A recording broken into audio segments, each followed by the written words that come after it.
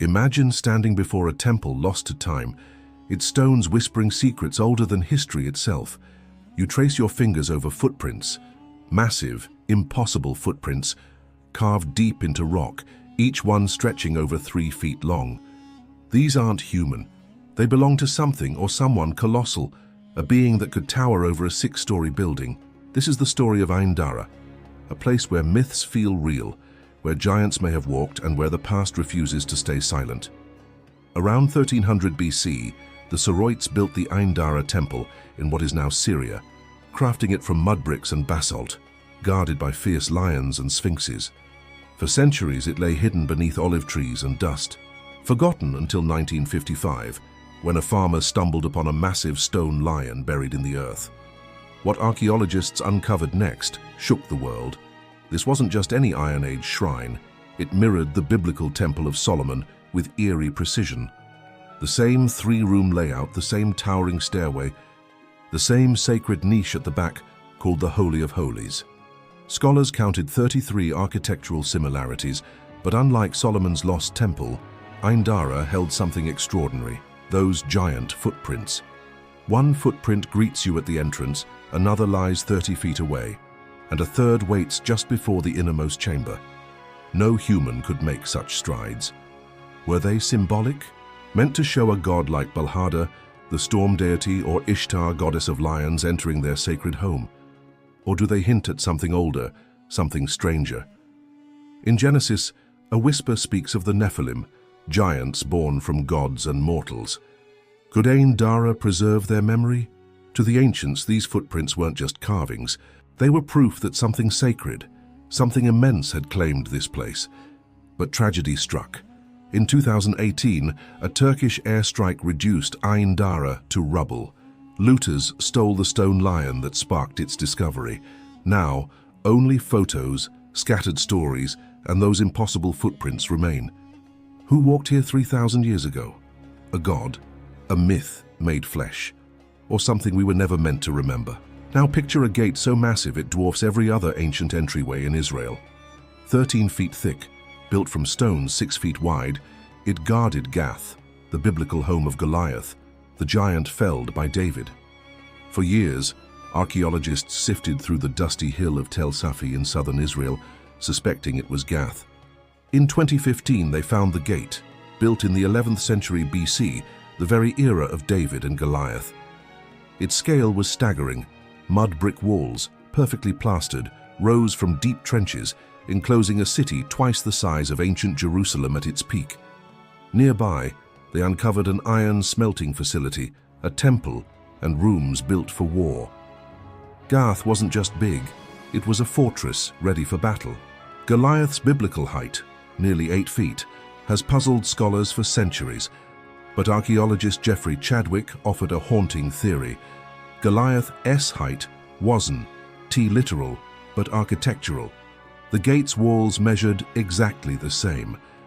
Was Goliath a metaphor for Gath's unbreakable strength? No giant skeletons were found, but the stones tell their own story.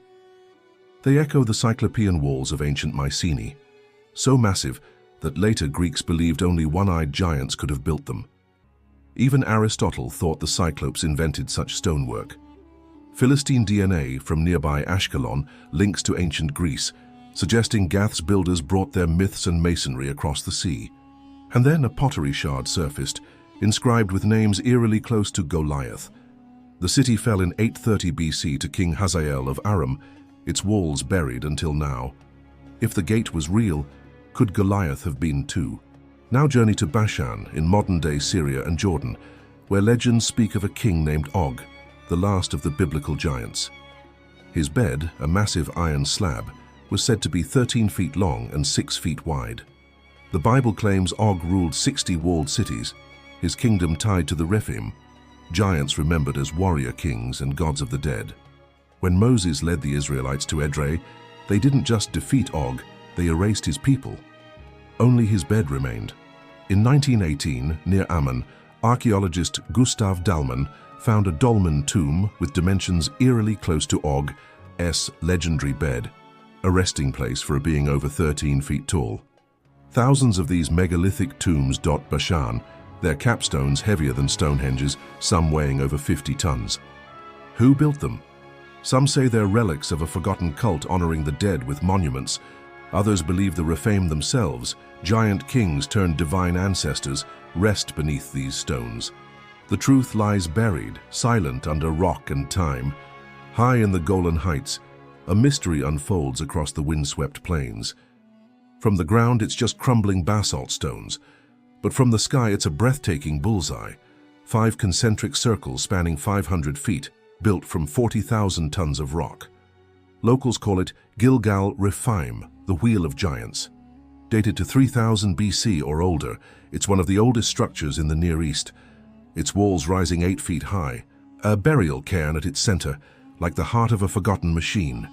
No homes, no weapons, no clear purpose, just stones, perfectly aligned.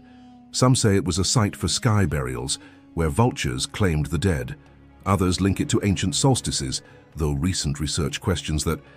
The Bible calls the Rephaim a race of terrifying giants. Could they have built this wheel as a tomb, a throne, or a map for gods looking down? Its Hebrew name, Wheel of Giants, feels like a clue.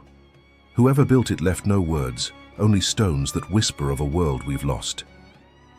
In Lebanon's Bekaa Valley, night falls over the ruins of Baalbek, where 3 stones, each heavier than a jumbo jet, form the Trilithon, the foundation of a temple that defies explanation. The Romans called this place Heliopolis, crowning it with Jupiter's grandest temple, but the platform beneath is older, built from 750-ton blocks hauled 800 meters from a quarry. Even for Rome, masters of engineering, this feels excessive. The quarry holds more mysteries. The stone of the pregnant woman, 1,000 tons, lies half buried.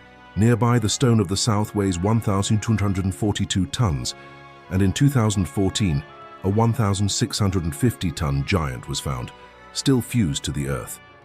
Medieval tales claim Nimrod, Noah's great-grandson and a mighty hunter, sent giants to build Baalbek for the sun god Baal, rivaling the Tower of Babel. Others say Cain built it to hide from God, or Solomon enslaved genies to lay the stones for the Queen of Sheba. In 1860, Scottish traveller David Urquhart stood before these blocks, his mind paralyzed by their impossibility. Modern scholars suggest winches and rollers, but why use megaton stones in a remote valley? Was it engineering or a monument to challenge the heavens?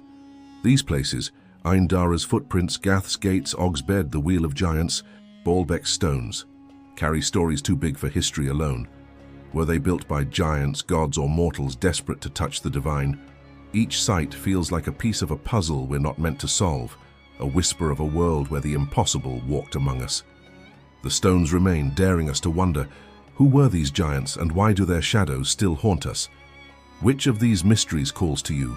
Share your thoughts, and let's keep chasing the truths buried in stone.